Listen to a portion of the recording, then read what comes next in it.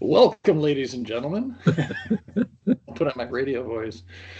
Welcome again. Just reiterating what I mentioned just earlier. Thank you all for your participation and our continuing conversation here as we are driving some huge priorities forward. We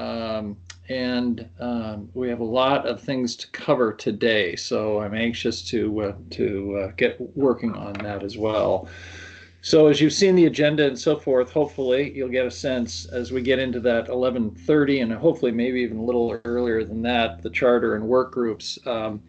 There's a lot of meat in those conversations, so we'll have to hurry those along from a scheduling standpoint, but would like everybody to kind of tune your ears to the fact of things that are maybe speaking to you as we go through the day, because it's fairly obvious from the discussion we've had on the charter as well as the items that we've chosen to pursue for potential action that there is going to need to be some breakout groups and so forth to be able to keep things moving. So just keep that in mind as we're going through the day today, and we're going to be getting closer to doing planning as well as some actionable projects. So Tom, do you have any opening comments that you'd like to share with anybody? Co-chair?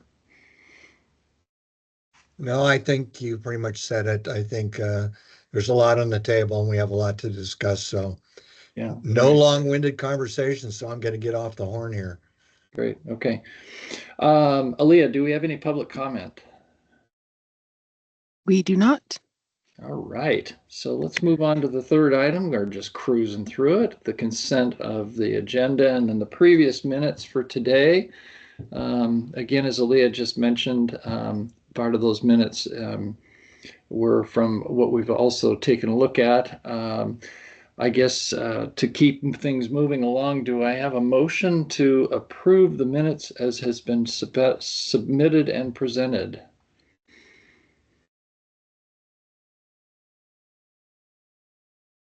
Yoo-hoo, motion. I make the motion to accept the minutes as presented. Great, and that is again? Howard I thought so, Howard. I just wanted to make sure it was good for the record. Do we have a second on that? Oh, God. You have a lot of skill set there, talent, skills. This is Eric Juneman. I'll second that motion. Okay, thank you. I see people laughing and I couldn't understand what was going on, but I'm just going to bypass that. Is there any discussion changes to the minutes as has been presented before vote?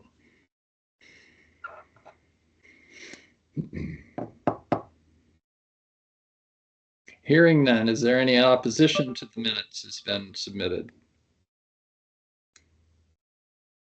I feel like I'm in front of the Senate committee. Passed unanimous. Let's get going. Eric and Christadel, you are online to help us understand early college credit and dual credit because we had spoken about that. So I'll turn it over to you, Eric. All right. Thank you, Charlie. Christadel, I'm going to let you introduce yourself. Thank you, Eric. Hi, thank you all for inviting me. My name is Christadel McGregor, and I'm the Accelerated Learning Specialist for the Oregon Department of Education. And I'm happy to be here today to talk to you about some of the plans we have for strengthening and supporting our college credit high school opportunities. All right. Thanks, Christadel. I'm Eric Juneman, and work closely with Christadel on the HEC and ODE Accelerated Learning team. And I think since we have the slides up, could we go to the next one, please? All right, we're going to move really quickly. You have access to these. This is just to give everybody a sense of when we're using that term accelerated learning, we're really referring to multiple ways that high school students gain access to college credit while they're in high school. We're going to talk a lot today about what's called the partnership space, that first bullet point. Dual credit sponsored, dual credit assessment-based learning credit involving partnerships between post-secondary and K-12, but there are other ways that students can gain access to college credit. There's some of the Oregon revised statutes that show how HEC and ODE interface in this space, and some access and impact data there as well. But we'll go to the next slide. So when we're talking about college credit in high school, the reason for that being so important is that it's increasing the likelihood of students graduating from high school. Enrolling in college and persistence in college goes up as well. And those outcomes are consistent across demographic groups. Next slide. Also important because 69% of Oregon jobs will require training beyond a high school diploma by 2031. And currently we have about 30% of our students in high school accessing college credit in high school. So while a lot, it could be a lot more as well. Next slide, please. Oh, and Howard has a hand up. Yeah, I'm sorry to interrupt, but I just wanted to ask, 2 slides ago or a slide ago, it showed 22% persistence for college. Is that equate to a graduation rate? Is that 22% graduation, or is that some duration of time spent at the university or community college? You know, I'd have to look. I think that comes from a HEC report, and I haven't looked at that for a while. We've reused that slide a few times. So Howard, I just don't remember. I believe that persistence is not necessarily equated with completion, but Okay. it is with you know, not dropping out of the post-secondary institution. But I'd have to double check that. Thank you. Okay, so when we're talking about you know, this only goes to 21, 22, but this just gives you over a long period of time. We're talking about the number of high school students enrolled in those partnership programs, the dual credit space. This just gives you some head count numbers. You're going to see that roughly 3/4 of the students enrolled in these programs are enrolled through a community college, and about 1/4 are through one of the public universities in Oregon. Next slide, please. Eric, real quick before you move on, real quick back to the previous slide. Can you just provide us a little bit of insight as to perhaps why we saw the decrease since from 2015 forward, just as a backdrop to our context here? Well, it's a great question. We did implement a set of state standards for this work, ensuring alignment and quality between the experience that a student is getting for college credit in the high school building and what's happening on the college or university campus. We believe that there's some correlation between implementation of those alignment and quality standards and participation. Christadel, I'm looking at you too. Is there anything you would want to add to that? Yeah, and somebody mentioned in the chat, could this be part of the pandemic? And of course, the pandemic was Well, part definitely in the that. 2020. That steep drop. But before that, we have a lot of questions about why those dropped. Some of them we've been able to answer.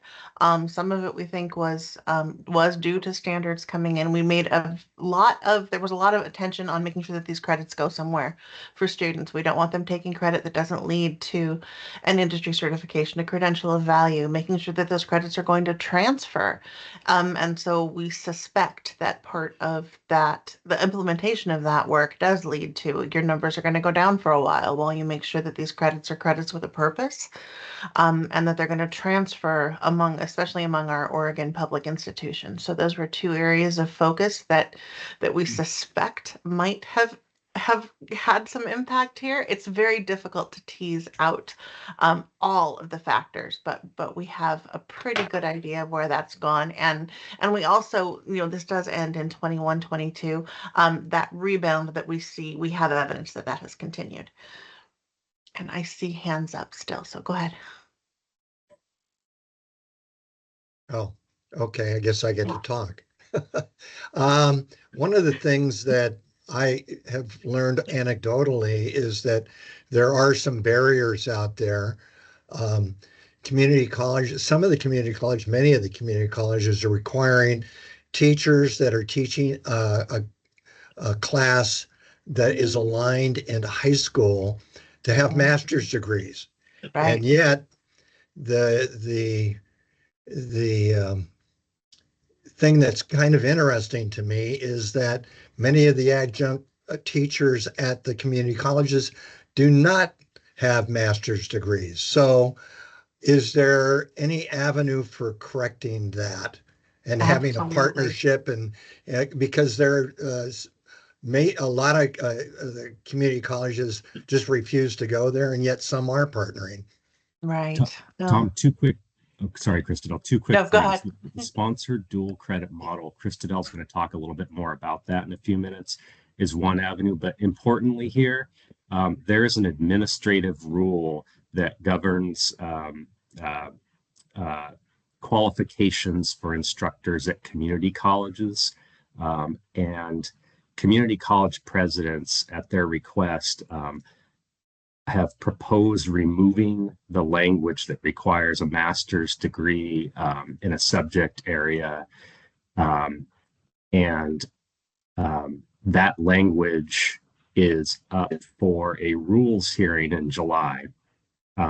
It would remove that language and bring it to more of the institutional and department level decision making, and not just have a blanket requirement in administrative rule for that. So we may see some movement happening in that space if that administrative rule change goes through. Great. Thanks, Eric. Yeah. Yeah, and I just want to reiterate for the conversation so we can move on as well. But I think this is a good example of what we're going to try to accomplish here as the Workforce Readiness Committee is if we see something that's jumping out at us that perhaps is a call to action to either investigate or engage and so forth, or assist, Eric, then that's kind of why I asked the question. So, but I'll let you keep going on here. Absolutely. We'll go to the next slide. Okay. So what are some tools we have? We have others. I'm just going to feature a few things today that help us know what's happening in this space. One of them is the HEC, and our research and data team has these wonderful statewide higher education snapshots. You're going to find that these are hyperlinks as well in the slides. If you want to go look at some of these snapshots go every public university and community college. Sending it. We see that nearly 20% of public university and community college enrollments are with students under the age of 18. 14% of that enrollment are high school students specifically. Next slide, please. We also have these new HEC interactive data dashboards on students and outcomes, which I think are really, really interesting. They allow you to search, have a filter by high school students and filter by community college and public universities, and look at a number of different outcomes and trends for the public universities and community colleges. Next slide, please. And then this is another tool we have in partnership with Education Northwest. This is the Oregon Accelerated Learning Dashboard. This dashboard allows us to look at participation rates in accelerated learning, all those categories I mentioned at the beginning. It allows you to filter by 4-year span or by individual years, sort by entity, student group, and grade level, and also has composition indexes where you can see different student groups that are under or overrepresented in what we would expect for participation in accelerated learning. So some really interesting stuff we can look at here. Next slide, please. And I'm passing it over to you, Christadel. So when I say the state team, I'm talking about a group of people that, which Eric and I are part of this, but it's ODE folks and folks from the HEC that really, this is our main body of work, is looking at how students earn college credit while they're in high school, anything from a CTE industry certification pathway all the way up through a 4-year degree. We've spent a lot of time looking at this data. We've found some great data available to us, developed some other ways, and some of the things that we're really looking at closely. In 2024, we identified some main challenges. Instructor qualifications is a major issue. Some of our high schools end up shopping around looking for the best deal for their high school qualifications, and that's something we want to address to make that system more even so that we can have more consistent access across the state. Tuition can change We have some high schools that have several partnerships with different post-secondary institutions. So one class will cost a student nothing, another class will cost a student $25, and students and families don't always know what their responsibilities are there. Advising students is a place where that responsibility falls to a number of partners who some are better able to supply that advising than others. And we have seen a decline in the number of students taking CTE pathway courses for college credit, even while CTE rates have remained high. So we're working on understanding the cause, but while we work on that, we're also looking how we can strengthen this program going forward. Let's go ahead and go to the next slide. All right, I'm going to talk, this is a slide for your, you can go back and look at this, but I'm going to talk about all these things in the next slide. So I'm going to keep going. We've got a project going on where we are planning for the future of accelerated college credit. There's two things that have sort of led up to this. The first was a research that we are in the middle of working on our sponsored dual credit program. This is where we have teachers who don't meet that qualification. Your high school instructor may have a master's degree, but it's in education. It's not in English. So they can't offer that Writing 111 course as a dual credit instructor. So they partner with the Writing 111 instructor at the college level, and they create these professional learning communities, and those are allowing our great expansion. We need to increase capacity in this area, and that's one way that we're doing it. We need to know that it's working. That sponsored dual credit model has been around for a while. We have research happening right now to make sure that it is working as intended before we continue to lean into that as a policy practice. And then that next to a dual credit policy development cohort that the state team is working on. We are one of 7 states around the country that were chosen to work on specifically creating dual credit policy that leans into equal access, especially for rural students. And our other focal group is our high school students who are English language learners. In Oregon, our rural students disproportionately don't access these programs in the way we would like them to, and they don't continue to college the way we would like them to afterwards. So that I'm going to tell you what I'm going to tell you about next are some of the goals and deliverables that we're working on for these projects and kind of what our plan is for the future, and how appreciative we are that you all are interested in working with us on this. Let's go ahead and go to the next slide. So this is referring to the research. We're going to go ahead and skip past this one too. You can look at this. This is some of what we know so far. This is some more information about this policy project that we've been working on, but in the interest of valuing your time, I'm going to go ahead and move us to the next slide again. So what we're really hoping to do is translate all this research that we have into some policy, take this sponsored dual credit study, and put what we've learned from that into work. And we'd also like to focus on moving our students from 0 to 1. This is an initiative that combines advising practices along with equity and access, that's really thinking about providing universal access to students. When I saw the CTE for everybody in your charter, I was like, yes, exactly. Some kind of college credit granting experience for all our high schoolers before they leave. This does mean we have to build our advising muscles and increase our capacity. And we're going to do that through some prioritized funding. Let's go ahead and go to the next slide. So our first deliverable is to adopt a statewide vision. We are on track to do this in December. We're going to be doing a lot of engagement. We've done a little bit already, and we'll continue to talk with you all and with other people about what a statewide vision for college credit and high school achievement can look like. We know that we want to prioritize access for all students and intentional credits that lead to credentials of value, make sure we're meeting our local needs, our local workforce needs, and also close some of these opportunity gaps that we see for Oregonians. Let's go ahead and go to the next slide. So our second deliverable is a differentiated advising support kit. We're looking to develop some advising tools at 3 different tiers. So tier 1 is that 0 to 1. How do we get students from no experiences like this to 1? And that level of the toolkit will be statewide, applicable, and something that anybody in the school building, the front desk person, can pick up this toolkit and understand how to do some minimal advising for students. And it helps us develop a common vocabulary around we expect every student to have access to these kinds of programs. The other two levels will take that deeper until finally our third level of advising really talks to our students who are intent. They know their pathway, they know where they want to go, so we can help them plan the chart to get there. Let's go ahead and go to the next slide, please.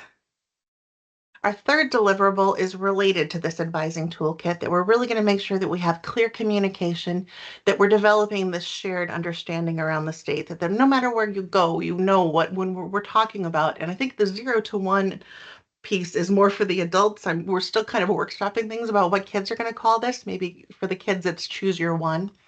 What's your one class going to be? But making sure that we have some common vocabulary around the state, between the high schools, the college and universities and communities, so that we can all connect these dots and support this shared vision. And that requires a really deliberate communication plan. So that's something else we're working on. Next slide, please. And then finally, this is more HEX project. I'm here in a support capacity, but the Higher Education Coordinating Commission is planning on proposing a policy option package for the 2027 legislative session. And I know it seems very far away, but the planning for this begins early, is beginning now. And the idea is to support all of these other deliverables will also happen, but we'd also like to take that and extend that into the future by clarifying some of the funding streams and really connect the dots between the advising toolkits and our funding proposal. How are we going to support 0 to 1? How are we going to support students in the exploratory phase? How do we support the students who know their pathway and know where they want to go? How are we making sure we're prioritizing credits that are highly transferable and lead to these credentials, whether that's through common course numbering, or leaning into our CTE pathways? And finally, making sure that we're supporting our partnerships, students and families with good communication, supporting our sponsored dual credit professional learning communities to increase access, and making sure we're just really making sure our collaboration and communication with all these great community organizations that support college access is in place. Go ahead and go to the next slide. So now I'm going to pass it back to Eric. Yeah. Thank you, Krista. I'm going to wrap us up. I know we're past time. This is just a reminder of where this lives in the charter, and then we'll go to the final slide. And Tom has a question. I'll pause real quick, Tom. Let me hold off until you're done. Okay, and I'm going to be really quick here. This is just our little call to action for the Workforce Readiness Committee at the end. And we put together a little menu of options. Maybe it's an appetizer for you, which could be us giving periodic project updates at the Workforce Readiness Committee meetings on how we're progressing. But it could also be that you're really interested in what we're doing here and you want to schedule a meeting with Christadel and I and our partners at HEC and ODE that also do this work to ask questions, provide more insight or give feedback, get on a mailing list for project updates, and also, of course, receive updates at this meeting. Or maybe you want the full 3-course meal, which is to join a project advisory team.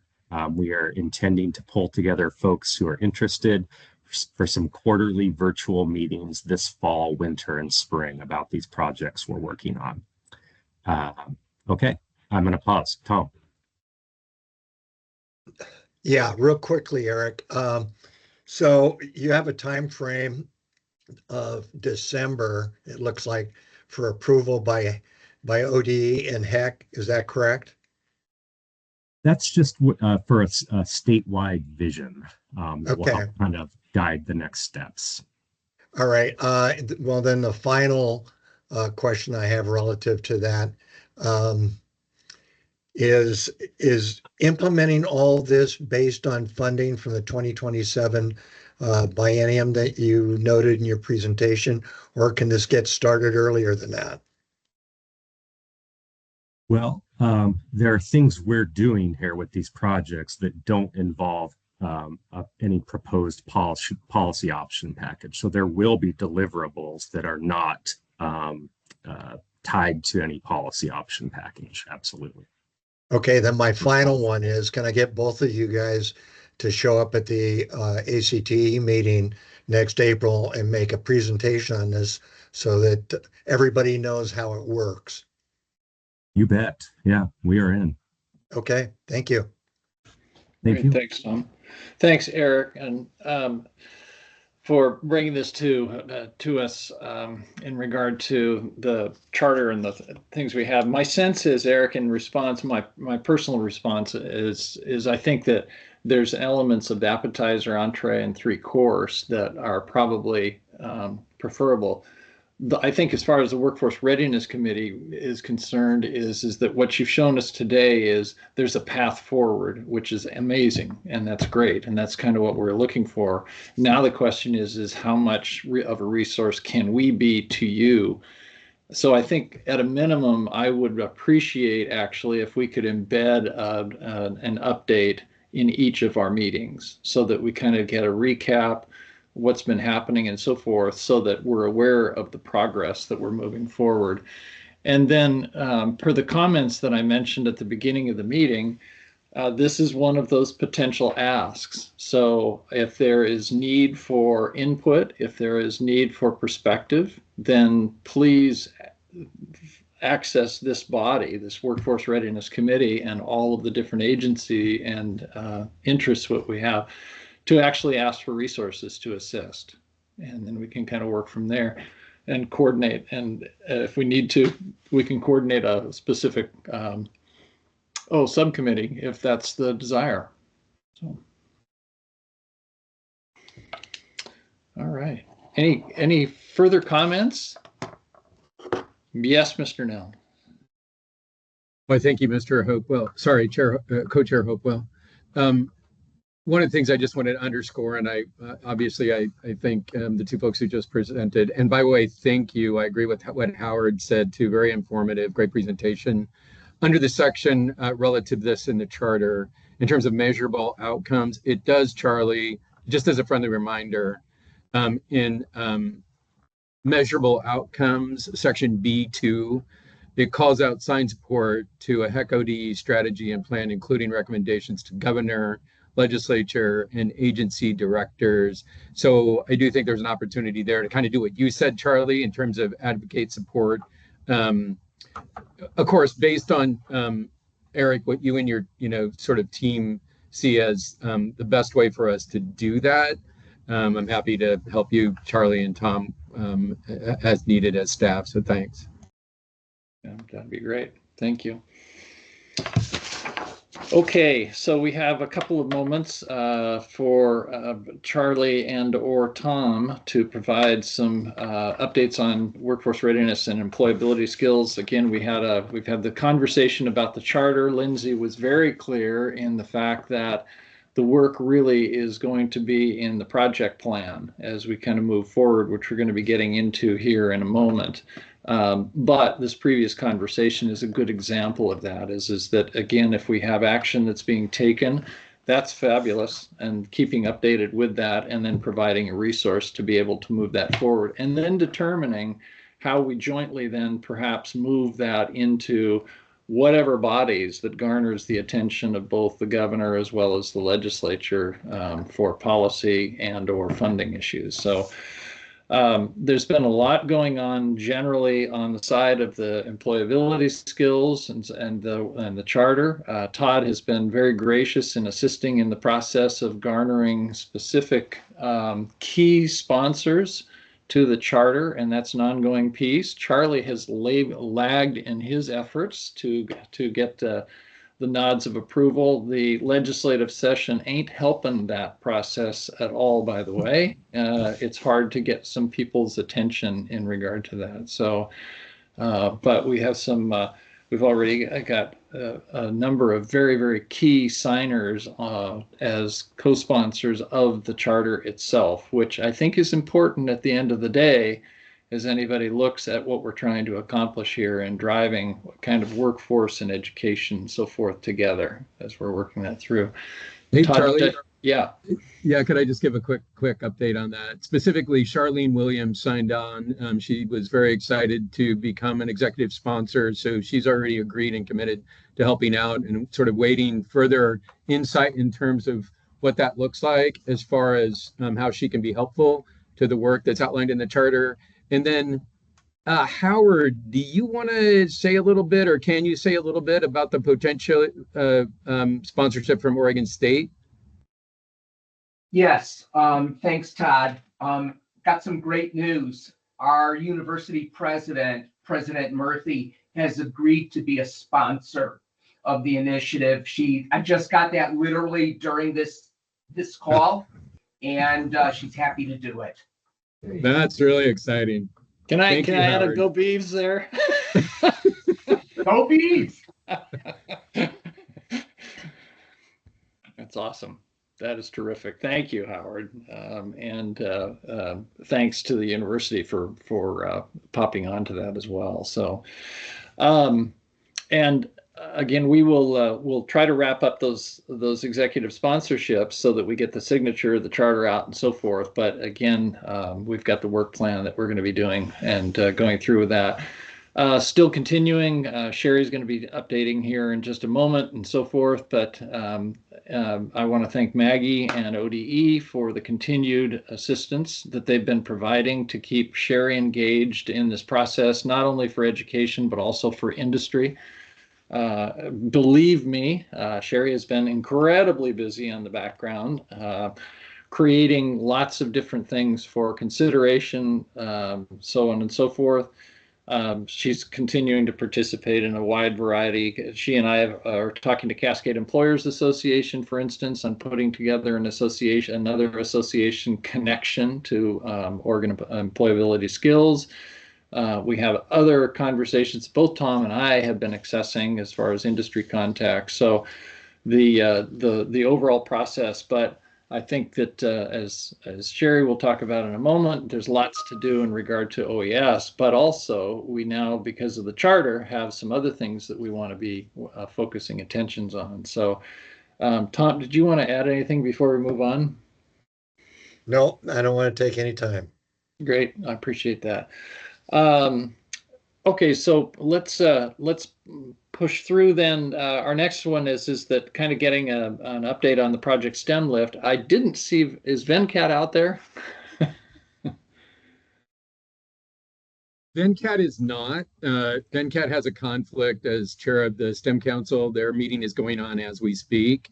Charlie, he sent me some information. I am still trying to find it in terms of a few talking points. So if we could just jump to the next agenda item and then loop back, I'm happy to share those if I can find them in light of the fact that Venkat is unable to be here today. Thanks. Okay, that's great, Todd. Thanks. Well, let me turn it over to Sherry then to kind of give the update on OES, and we'll move from there. So Sherry. Thank you. So my presentation, so to speak, today, just 5 slides. Some of it's things that you can access later on. So the QR code over on the left will take you to this PowerPoint. The QR code over on the right, and you'll see it again in other slides, so don't worry if you can't get to it quick enough. The one that says OES in the middle actually takes you to the website. One of the things in our messaging that we have found is really critical to talk about is that it's really time for us to explicitly teach, define, standardize these skills and move them forward so that all Oregonians basically, but of course I focus on K-12, really have access to getting skilled up in this area. So let's go to the next slide.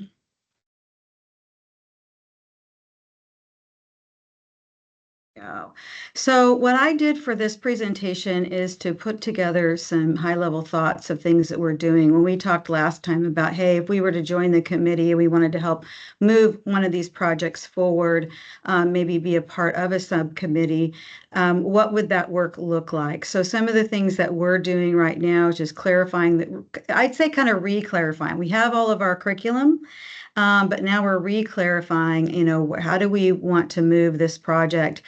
Positioning OES as a community standard is one of the things that we think is very important.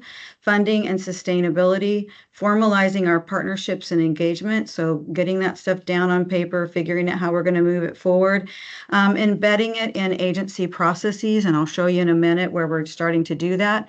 Identify reporting metrics, performance standards, and accountability for OES, and to ensure integrity and relevance for OES. So that's your high level level because now you'll see all of those are the next boxes there. And so what I've done is to identify a couple of actions in each of those areas to give us guidance as we move this project forward. I'm not going to read all of those to you because I want to be quick, but I want anyone who's considering being a part of maybe a subcommittee and giving more voice to this, I want you to be able to have this so that you can kind of look over it and understand what it is that we're trying to do and what our goals are. So we'll go to the next slide.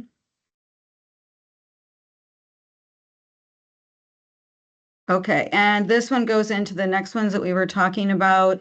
If you look over there on the top right, identifying and reporting metrics and performance standards and aligning those with partners as well as an important piece of this. So again, I just kind of dig in a little bit further on each of these slides. So anyone interested, you'll be able, this slide deck is in the materials for today's agenda. So that's probably, if the QR code's not working for you, you can just go find it there, click on, and then you can go through these individually and look at them and then give us some feedback to let us know if you'd be interested in being a part of a group that digs in a little deeper. Slide number 4. This one's here for you because it's like on the move. What are we doing right now? Well, I'm working with Oregon CIS to embed OES inside their middle school curriculum and create alignment with the work that students are doing. I'm really excited about that project because a lot of the things that they do in middle school are kind of like one-offs and that feels like a check the box. But bringing OES into that arena allows it to be done in sort of a contextual manner. Now, not everybody has OES or CIS, Career Information Systems in Oregon, but it's an example. And we have other people that are wanting to, other processes of embedding it. And we're open to doing that, for all. So that's just an example of one. Working with SEDCOR and presenting the skills at every single meeting, we go over one skill. That's just a start on how we're starting to move that process forward. We aligned it with the community schools 4 pillars. We've got Asphalt Pavement Association creating a system for their entire organization to start doing this work in September. So those are just some examples on there, and we'll go to the last slide and I'll wrap up real quick on that one. I have been at work creating a lot more materials. Everything people ask me for, I feel like I'm customer service general, general here. So whatever you need, I'm going to give it to you. So a lot of people say, well, where are these materials? And right now I'm waiting on WESD to get through their local service plans, which is a very heavy lift for them every year. And then I'll be able to get with Emily. We'll get some of this put on the website in probably some easier ways for people to get to it. But for today, I've given you a link to the Youth Partnerships folder where I've been creating things for youth that are a little more slimlined. Work-based learning, the student learner experience has come up this summer. Where can you find materials that help you with that? You can just click on the materials link here. It's a really great video there. Career-connected learning. How much career-connected learning are we doing with OES? Because with Senate Bill 3, that's huge right now. Where are you going to find things that are going to give you those answers in Oregon Employability Skills? Click on the link. And then industry awareness, the work that we're doing with industry, you can actually get into that folder, even though some of the materials are not, you're not going to find that, you won't see them online yet. They're just not opened out, but I'm giving you access to everything this way. So again, you can scan that QR code or you can go to our agenda and you can find the link to this presentation. And then you can dig in to your heart's content if there's something that you want to know more about. Anybody have any questions for me?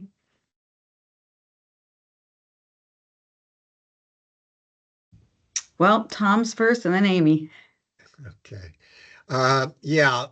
My only comment is just is to mention to everybody, and especially the educators in the room, that with any initiative, it always seems to fall.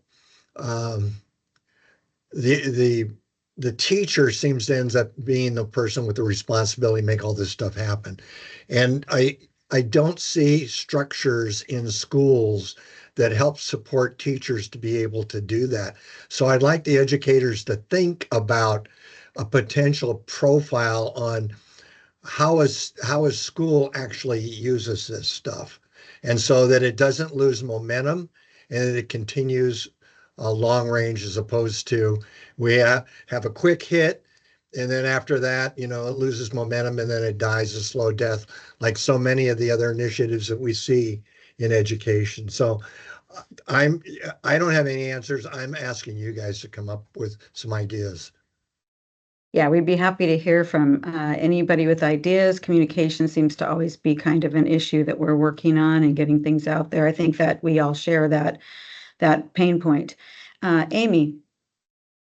This is also a comment rather than a question. I just wanted to say that I really appreciate the focus on explicitly teaching these skills, because so many, after 17 years in a high school classroom working with students with special needs, not everybody has models that are, adults in their lives that are modeling professional skills and expectations. And so this really levels that playing field and really reaches all. Thank you. Yeah, appreciate that, Annie. Thanks for that comment, Amy. Appreciate it.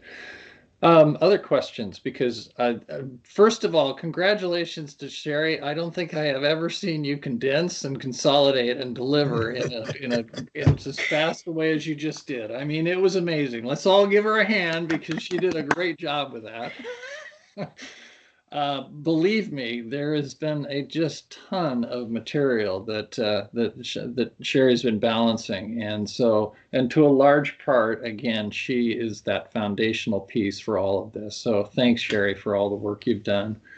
But that also leaves us a little bit of time for some questions and so forth, which we can do. But let me turn it first, if I can, and I'm going to ask for an update on regard to the Shelley and Eric in regard to our support efforts to systematize early college credit and dual enrollment. And we may have already gone through all of that, but go, Eric.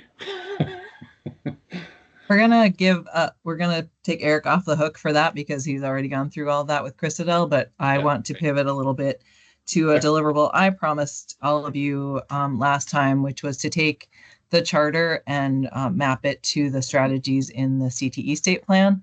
And I started that with the CTE deliverable that is in the charter. And actually, I'm proposing a bit of a language change at the top of this document. So I'm interested in your consideration on that. So the language change I'm proposing is really to more align this with CTE as an aligned strategy between secondary and post-secondary, and for this committee to jump into the work that those agencies are already doing to implement the state plan. And so that's my pitch for changing that objective or part of the charter. And then I have done some initial work, which needs our partners at ODE to look at it to align the actions in the charter to the outcomes and strategies in the CTE state plan. And not to go into great depth here, but there was a lot of opportunity for alignment. And I think there's an opportunity, instead of creating necessarily a subgroup of this committee, to think about how people might be interested in joining the work that's already going on. So how this committee might integrate into the implementation of the CTE state plan versus creating a whole separate structure. So that's my pitch to you today, and just wanted to share that initial thinking about what alignment looked like in my mind. Shelley, that rings true with me. I serve on the CTE statewide advisory board, and I actually ran a subcommittee on alignment, which wasn't totally successful when we took that on as a first shot out of the cannon. But at the same point, it's such a critical idea, and I like the concept of saying, again, if somebody within our WRC here is interested in this process in particular, or as a resource, then certainly wholeheartedly suggest then that they hop onto that committee, as I'm hearing you say, and bring the perspective of the WRC into that conversation, and then we can have that reported back and forth between our two efforts. Yeah. So one of the pieces that I think that I've heard is that, gee, do you want, we don't want necessarily OES to be specifically connected with CTE, but however, there are so many CTE teachers that are out there that are already incorporating a lot of the standards of OES that we've kind of built on and so forth. And so I think it's a great connection, and I think it reinforces how you and how we collectively define success for students in the future. So really appreciate the work you've done here. And, I started with the CTE goal and then looked at the rest of it, and there was alignment on OES and the STEM work and all of it. So that's what you're seeing is really the opportunities. And if this is a way that you all decide you wanted to go, I'm happy to facilitate connection to the folks that are on these outcome and strategy teams already, and loop you in to that existing work if that's a way we want to go, and then we can sort of track and report back. Great. Etc. Super. Great. So Eric, I didn't want to leave you totally off the hook and so forth. Do you have any comments before we move on, though? I do not. Smart man. All right. Thank you, Shelley. And again, a lot of what we're going to be moving into are calls to action, which means that people are going to have to get their heads together, because I think with us even meeting as we have been, it's been great, but I think also it's an awfully large group. And so I think it will be helpful to be able to garner some smaller focus on this. So Todd, swinging back around to you, did you find the materials that you're looking for? Yes, thank you, Charlie. And before I go there, I was a bit remiss at the beginning of the meeting and didn't realize that we had our newest member in the group. This is her first meeting, and thought it would be a great opportunity for her to introduce herself. So I'm going to toss it over for that introduction to Georgia Conrad. Thanks, Todd. Hi, Georgia Conrad. I am the Executive Director of the Oregon Workforce Partnership, which is the association of all the workforce boards you know and love. If there's anything else you'd like to know from me, I'm excited to be a part of this group and listening in on what's going on in your world. So let me know. Great. Well, welcome, Georgia. I apologize also that I didn't capture you in the first part, but have known Georgia relatively well with our work on the Workforce Talent Development Board, and of course with the local piece and so forth. But one of the things I will just put an exclamation point is the connectivity and the ability of us to work in unison between the Workforce Talent Development Board and the local regional workforce boards is really, really critical. And we've had this, the WTDB has had the OES as a priority, and we're looking forward to further conversations with Georgia and leaders of the regions to say, how does this get further integrated into the actual local workforce boards as we try to network the work that we're doing here out back into the community, and probably specifically more in the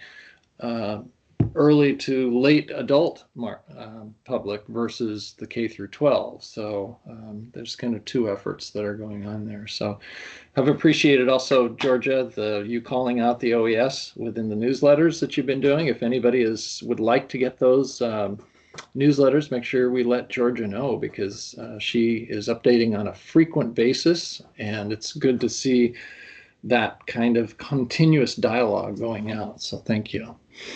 Yeah, thanks. Todd.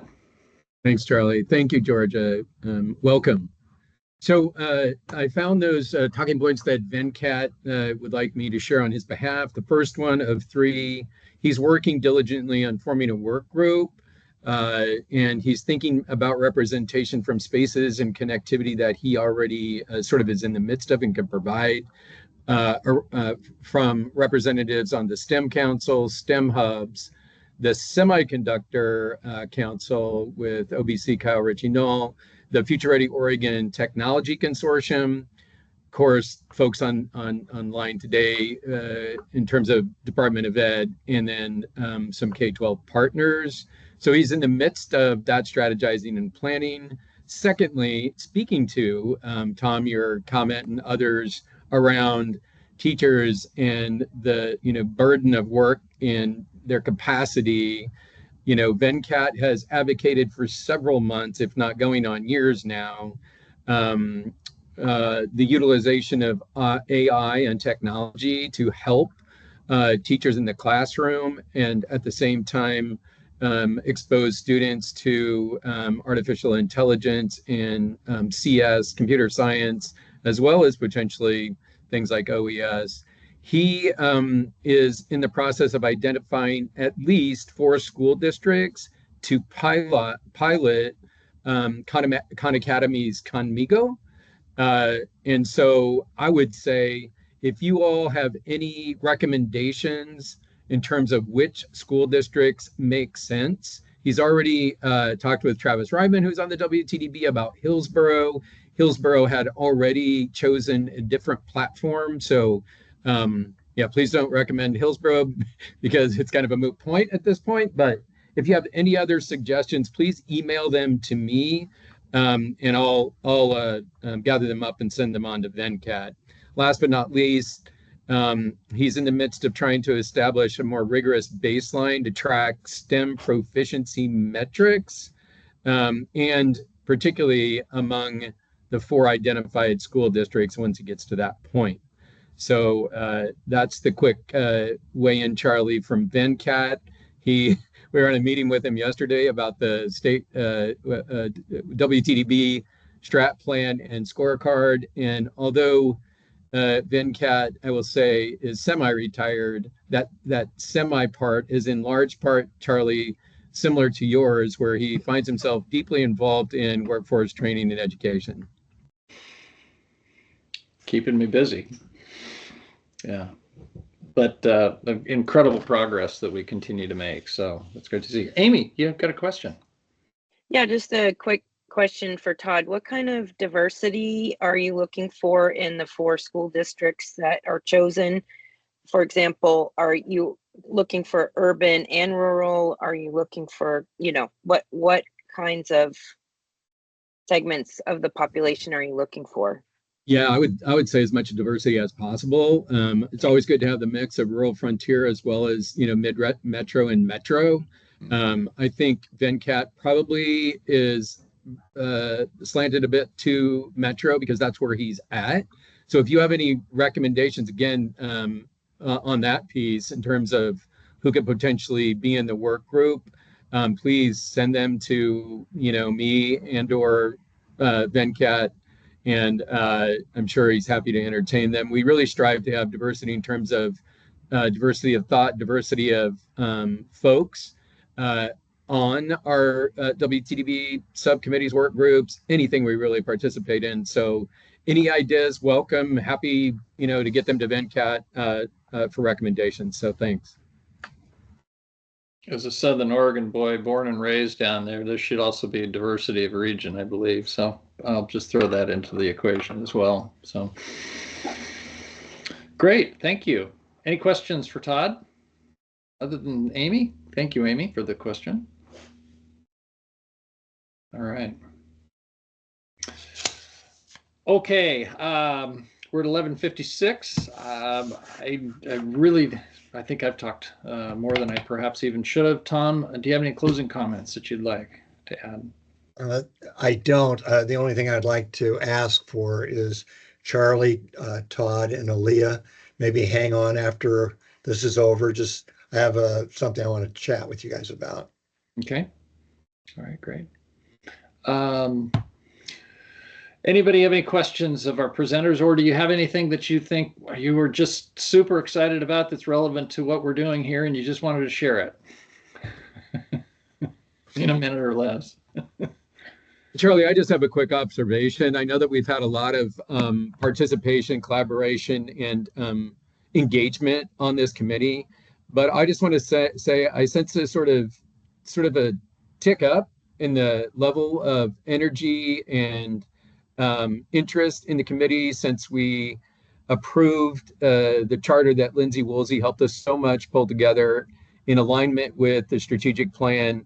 I just wanted to call that out and acknowledge it. I think that's it's sort of like we're kind of taking it to the next level. Thanks. Yeah, indeed. And again, the key to this group that I have conversations with in other areas like CTE and so forth is this whole alignment issue. But all of you are the connective tissue to that alignment. And I cannot overemphasize from an industry perspective and so forth, it is different than it has been in the past. And that's because of all of your participation. So please stay connected and stay engaged with our processes. We need your voice, your mind, and your efforts. So, Sherry? Well, since we had just that extra minute, I just want to say thank you. As I'm looking around this room, I pretty much every person in here I can look at and think of a way that you've helped me with your voice, you've supported, you've met with me, you've given me ideas, you've helped guide this process. And so I thought, good heavens, there's a minute. I'm going to take it to say thank you. Thanks a lot. Yeah. All right. On that note, ladies and gentlemen, we are adjourned and look forward to further conversations. Again, from the conversation today, if you really feel fairly passionate about one of our 3 or 4 areas of focus, please make sure that you let us know. And then the other one is in regard to certainly the early college credit, dual credit. If you're interested in furthering your interest level and engagement in that, please then focus your attention over to Eric and Christadel. So, all right. All right, all. Cheers.